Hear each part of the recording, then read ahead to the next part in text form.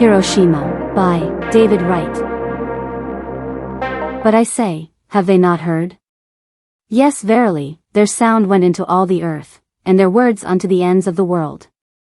Romans 10 verse 18. While life, death, and the temporal paradox waged silent desperate battle within the narrow confines of my cranium, Mariko and Izumi lay on the mat beside me, their voices animated, energetic, alive. For 2 years, I had known of their deaths, the circumstances, the time right down to the second. Yet in those 2 years, when they had treated me like a sister, shared their blanket, their house, and even their food, with me, a stranger, I had not tried to save them or even warn them. I was not their friend. I was their Judas. Izumi, the city, it's not so good. Mariko, when the men come home, we can move back to the rice field. I'm going to grow other stuff, not just rice. Izumi huffed. Bamboo shoots, a cherry tree. Apple blossoms. Izumi, one time I told Murasaki she has to bend her back. She can't pluck the rice without bending her back. But no, she said. Then you won't eat, I said. Maybe her back hurts, offered Mariko. Izumi huffed. Maybe she's saving it for her husband, you know, to look pretty. I sat up, straightening my back with an exaggerated gesture. Izumi broke out in unrestrained laughter. Mariko, who was also laughing, not giggling, laughing, instinctively tried to conceal her open mouth with her small hand. As Murasaki's vastly repulsive face drifted into my mind's eye, I caught the humor of my own joke and laughed as well. No amount of back straightening could save that woman's beauty. It's a lady's #1 job to look pretty for her husband, I continued, even if that means she has to stop eating. You don't. As if Izumi had just played a wrong, painfully discordant note on the samisen, the laughter stopped.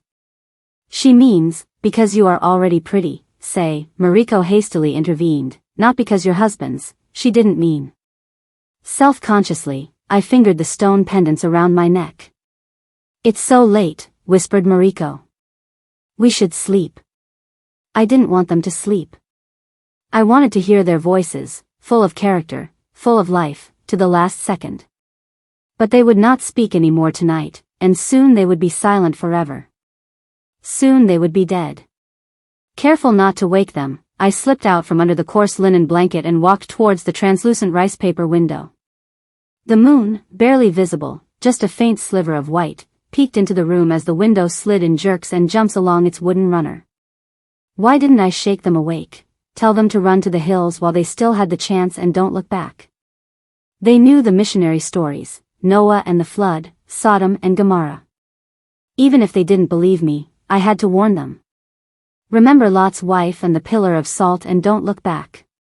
My grip released from the pendants. I gazed at the worthless black stones worn smooth and shiny by my constant rubbing. They were beginning to warm to my touch and the colorless black was shifting to a gentle shade of blue. Again my fist tightened around them. At the funeral, they cried. They cried as if it had been their own husband burning in that box. I had been the lucky one. I had seen my husband's body, taken the pendant from around his neck, kissed his cheek one last time. At least I could grieve, while they were still cursed with hope. At home, I would not have cried, but here, with my friends, my sisters, I cried. For that brief moment, I was not their superior, I was truly one of them. But that moment had faded, and now I would go home alone and with a cool, scientific pen, I would give my report. The stones were now hot and glowing a bright green. Holding up my thick black hair in a bun, I slipped the 2 chains off my neck and placed them on the windowsill. A warm breeze carried the hot scent of jasmine tickling up my nostrils.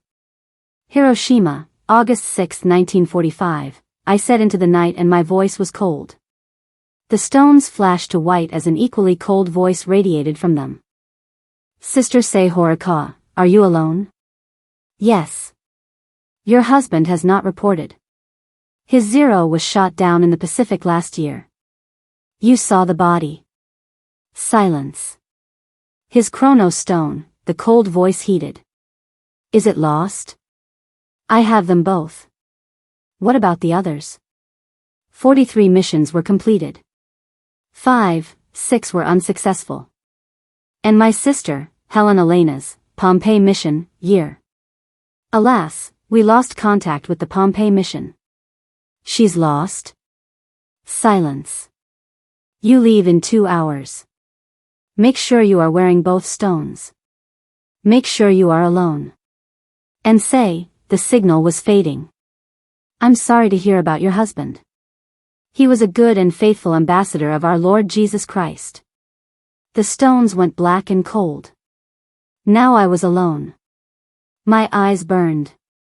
The reasons why we came, to save the lost, to share the gospel with those who had never heard, who had never been given a chance to put their faith in Christ, had at one time been the most important purpose in my life.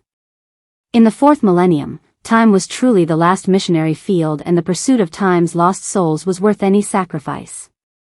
But after the unexpected death of my husband after only a few months on the mission field, those glorious, romantic ideals became hollow, vain, even cruel in my eyes.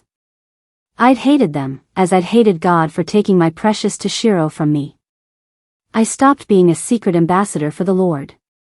If it hadn't been for the comfort of my adopted Japanese sisters and the hope of seeing my real sister soon, I would have ceased to live at all. But now she was gone too, and my Japanese sisters soon would be, and I hadn't told them a thing. The moon's knife-edge outline hazed over until it was nothing but a fuzzy white blob. Stupid girl. She knew this could happen. My husband knew it. I knew it. It was the most dangerous job in the world, not only for us but for the future humanity. We could never tell them who we were or why we'd come because it would change the future. It was the classic paradox of time travel. But we could tell them the gospel before they died because this wouldn't change human history, only the destiny of their souls.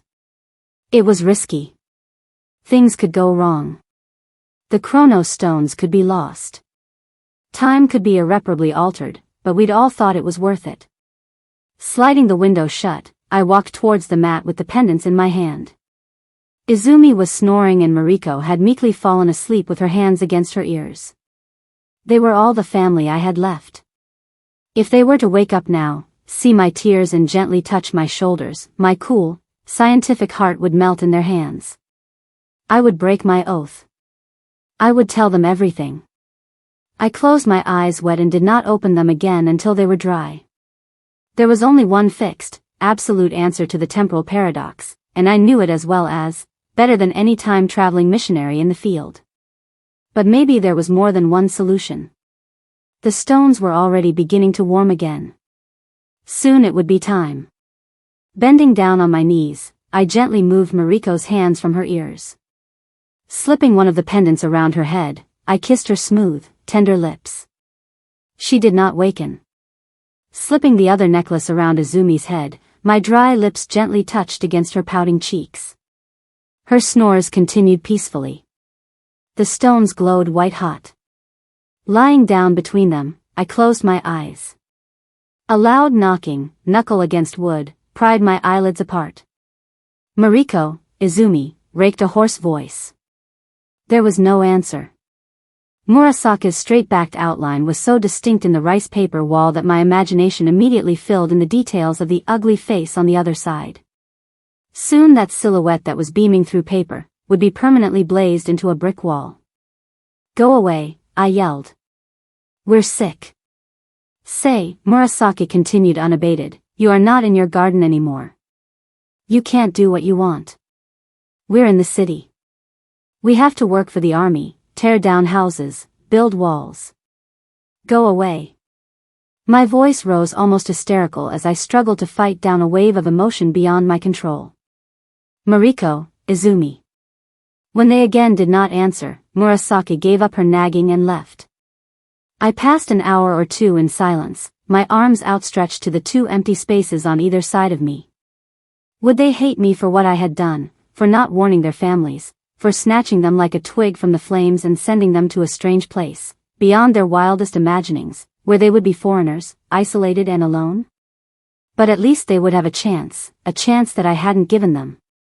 Someone there would tell them the truth that I had kept from them, and then they would be saved. And then I would see them again. I would see them all again. I could hear the planes passing overhead. My eyelids shut involuntarily as a blinding light filled the room, burning fiery holes in the windows. In another second, a massive mushroom cloud would sprout, overshadowing the city, and shock waves would demolish stone buildings, obliterate the delicate wood and paper houses, and leave over 100,000 people dead and dying. It was a long second. The end. Hiroshima, by David Wright.